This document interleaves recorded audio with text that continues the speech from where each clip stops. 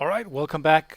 We are playing some more Duels of the Planeswalkers 2014, modded for greatness, and this time around we are playing Tide of Minds, which is I'm guessing it's a Merfolk deck, and it's made by Blood Reyvyn. So, yeah, let's check it out. It has 3 unlocked cards, so that gives you a little bit of options, but not a lot.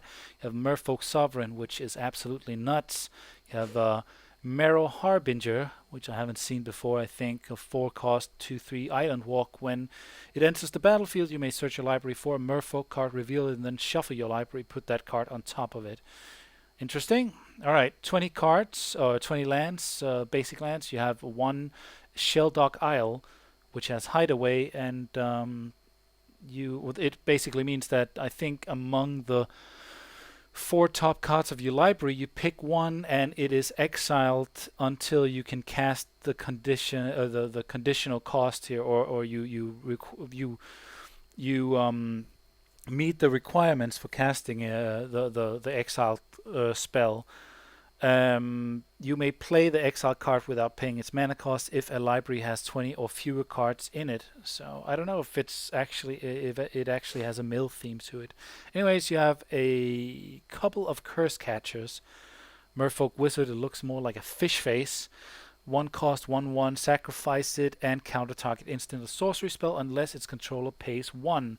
That's interesting. I mean, we've seen that in Spiketail Hatchling and stuff like that. Enclave Cryptologist, 1 cost 0/1, and you can level up. Oh, it's one of those. Alright, so I guess because it's kind of like with I showed off a Planeswalker deck last week, and you also have the level up cards. I'm sure that most of you are aware of this because it seems that most of you are playing real Magic, where you have been through the phase where you had level up cards. But the thing is that it was kind of like it was separated here. You see, if it was level 0, it had no extra advantages or abilities. If it was level 3, it got this and this. Perhaps it got a little bit stronger in the power and toughness department. And if it was level, for example, 6, it became like its ultimate form or so on. And you pay a certain amount of mana to level it up, and you can do this only as at any point that you would cast a sorcery. So apparently Blood Reyvyn figured out a way to do this, I guess with counters and so on. So as long as Enclave a Cryptologist has 1 or 2 level counters on it, it's a 0/1, and it has draw a card then discard a card. And as long as it has 3 or more level counters on it, it's a 0/1, and it has draw a card unconditionally. So that's pretty interesting. You have 2 of those. Manta Riders, you have 3 of those.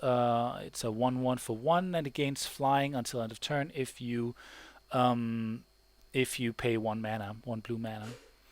Nothing special, but I guess it gets in there. Then you have 3 Drowner Initiate. 1 cost 1/1, and whenever a player casts a blue spell, you may pay 1. If you do, target player puts the top 2 cards of his or her library into his or her graveyard. So here we see the mill effect come into play. Interesting. We have a couple of Lords of Atlantis, which is an old school lord in the sense that it buffs all Merfolk creatures, not just the ones on your side. The card art is really, really interesting. I used to love the Melissa Benson artwork. I love how colorful it is. I love the way the lord looks. He's very cartoonish, but looks awesome. It's not that fitting for modern Magic, but doesn't matter to me. It's an awesome lord. You have a couple of those. You have a couple of Coral Helm Commanders, which are 2/2s for 2, and it also has level up. As long as it has 2 or 3 level counters on it, it gets a 3/3 and flying. As long as it has 4 or more level counters on it, it is a 4/4, and it has flying, and also it has other Merfolk creatures you control gets +1/+1. So really, really solid card. Oop. Master of Pearl Trident. 2 cost 2/2. Other Merfolk creatures you control have +1/+1 and have Island Walk. Wow. It's getting stronger and stronger. Maritime Guard is really vanilla unless you consider the context it's in, where you have a lot of cross-buffing creatures. It's a 1/3 and it has the potential, being in this deck, to become a huge guy, especially in the blocking department, since it has a large rump, a huge fish butt. Alright, you have a tribal enchantment here, 2 cost at the beginning of your end step, untap all merfolk you control. Okay, that's sickening. It's kind of like a lurk, what's it called? Lurk would, no? Something, it's one of the leashes, the green-blue one. Lurkwood, lurk something, I don't know. Essence Scatter, counter target creature spell for 2. It's decent, you have a couple of those. Counterspell is obviously the better version, especially in mono blue. Counter target spells, it doesn't matter which kind of spell. Ambassador Liquatus is a 3 cost. Target player puts the top 3 cards of his or her library into his or her graveyard. So more milling. And you have a Merfolk Sovereign. You can definitely make a case for running both of them. It's such a good card. Drowner of Secrets, Secrets, 3 cost, 1/3. Tap and untap Merfolk you control. Target player puts the top card of his or her library into his or her graveyard. More milling. And then you have a couple, or actually 3 Scroll Thieves. You have a single Marrow Harbinger. You have 2 Fallow Sage. And when it becomes tapped, you may draw a card. So, really, guess kind of good in that regard. You don't even have to get in there for damage. You just tap it. And you draw that card. Marrow Levitator is a 4 cost, and target creature gains flying until end of turn. Whenever you cast a blue spell, you may untap Marrow Levitator. 2/3, by the way. You have Cryptic Command, which is just a powerful instant. A little expensive, but it does 2 things, and you get to choose 2 effects out of the 4. So that's really powerful. You have a Rite of Replication, which is also obviously very powerful, especially if you, for example, copy this 5 times. That's insane. Then you have a Deep Channel Mentor, 6 cost, 2/2. Blue creatures you control can't be blocked. You have 2 of those. So let's just go with it. You have 32 creatures. Obviously, because most of your creatures are going to have some kind of effect, except for something like Maritime Guard, which doesn't have like too much of an effect, but which does keep your opponent at bay in the early turns. But the fact that you have 32 creatures and all of them does something means that you kind of get 2 for 1 effects with this with this kind of deck. You get a creature and you get a coming into play or a permanent effect or an ongoing effect, something like that. So really powerful. And the modded deck, the modded Merfolk deck, which was kind of misleadingly called Pirates, was entirely too powerful for my taste. It was very OP. And this looks like it could be a little OP as well, but it does have the added effect of being a mill deck, which could be very interesting. So let's take a look at it.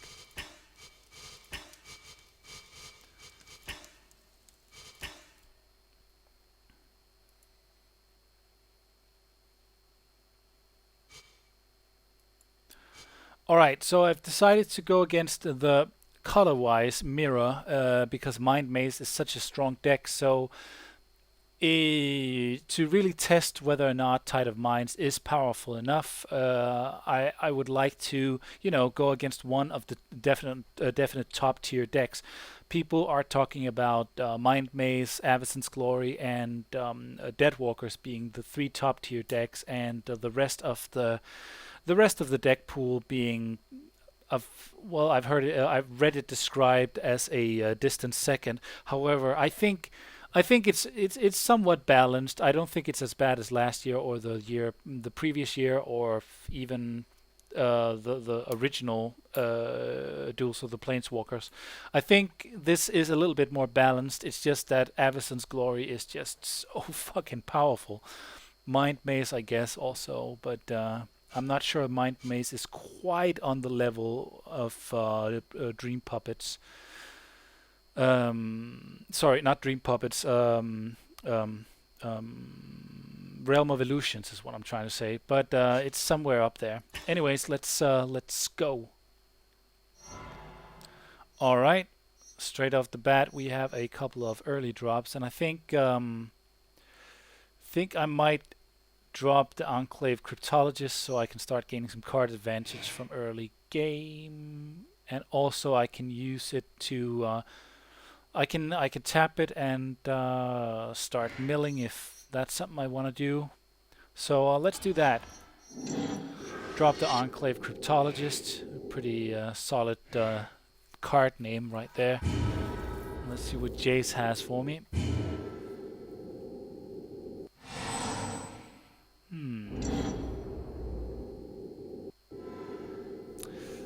Nothing this turn, so that's good. Yeah. So since it is first turn, I'm just gonna go ahead and swing in. At some point, I'm gonna start pumping my Enclave Cryptologist so I can start gaining card advantage, because I'm already a little bit, you know. Oh, you bastard! All right, at least I haven't put any counters on it, so that's good.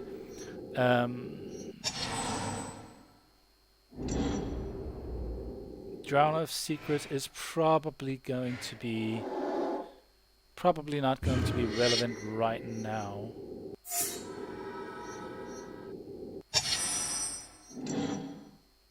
All right, or perhaps drop.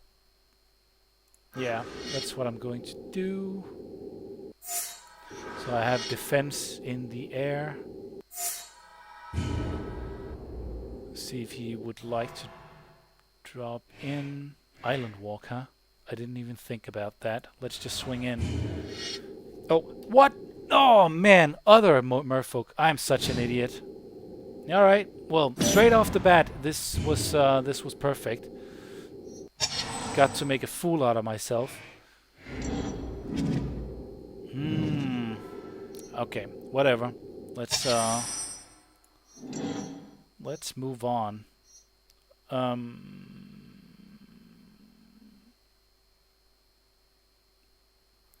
Right, let's start out by swinging in with this guy. Holy bananas, did I just do that?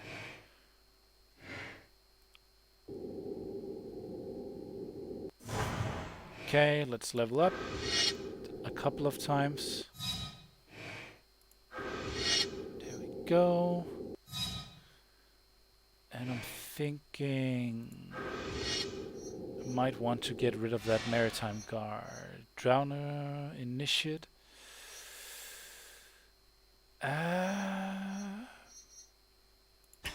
Alright, whatever. Let's do that. Let's do that.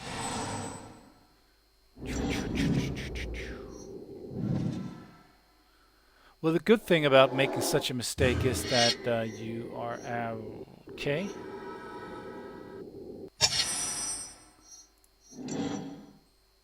How many do I need?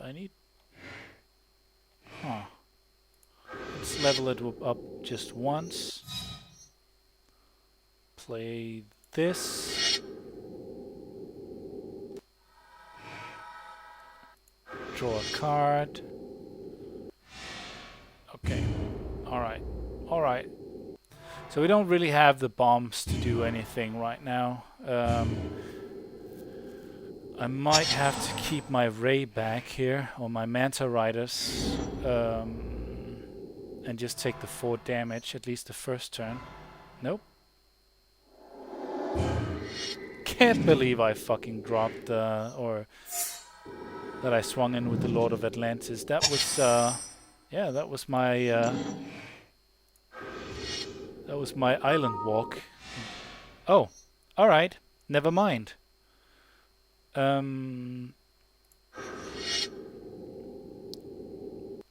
So let's just get in there for a little. Should I hold back? No, I shouldn't hold back. This is not as big a threat as unless of course he has those Lords of Illusion or whatever they're called. Yeah. Okay. Alright, so if you cast those big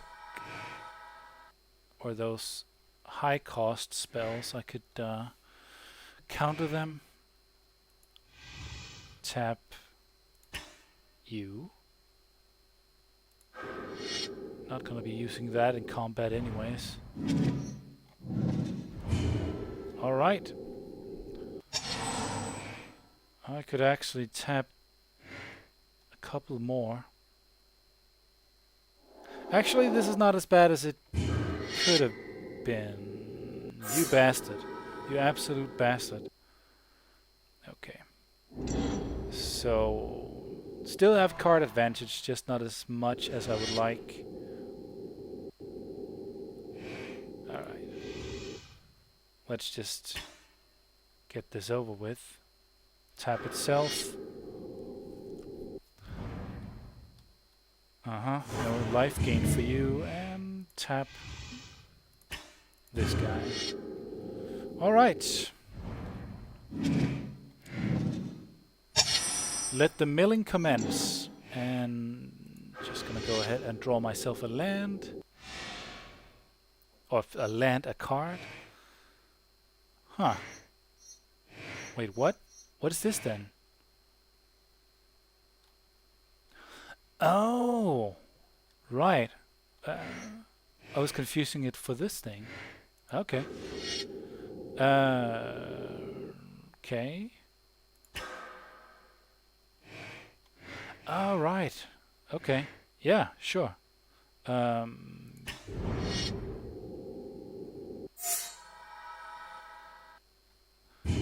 Swing in with this thing and this thing and this thing because it's better to do the 6 points of damage, but I will be able to tap these guys to mill him. What did he lose, by the way? Oh, Royal Elemental. I'm happy about that. Get that sucker out the way. Okay. So it's every time a player casts a blue spell. Alright. Yes, please. What did he lose? Oh, decent. Alright. Go on. Swing in if you want. He's probably going to swing in with everything. And I might have to start holding back with this guy.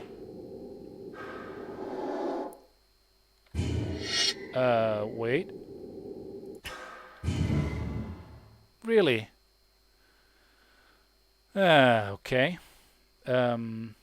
Yeah. Alright. So never mind, I'm not gonna be blocking any of that. Anyways, tap that. Tap that. Take 5 damage.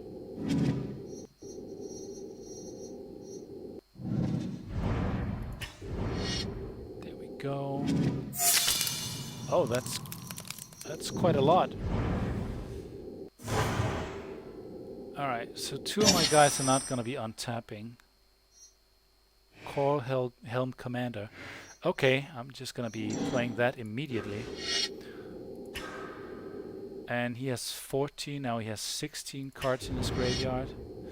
I'm gonna level this guy up to 4. Level up. Level up some more. Level up even further. And 1 more. Alright, so actually I can kill him this turn, so that's pretty good. Even though I made a huge mistake, I think I got it down here. Let's just add some insult to the injury here. There we go. And let's see, we lost Phantasmal Image, Gossamer Phantasm. Yeah, alright. Pretty good. We milled him down a little bit. I guess in a game where... I guess in different games you could mill down a little bit further, but it never becomes really relevant because I think this deck is just... It's just too aggro for the milling strategy to be really effective. What it does do, however, is it does take options out of your opponent's hand, and I've said this time and time again, and you guys may or may not agree with me, but milling is not only a win condition, it's also a way of taking options out of your opponent's hands, or a way of making Golgari really, really powerful. But yeah. Pretty good deck, I would say. It's very, very powerful, especially it's not the best showing of Mind Maze. The best showing would be to play against another human player who had everything unlocked in Mind Maze and so on. But I think this deck definitely stands the test, especially when you can make such a huge fuck up as I did and still come out on top. It shows you that this deck is very powerful. So, hope you enjoyed. I'm multeyemeteor. This was Duels of the Planeswalkers 2014 Modded for Greatness. Later!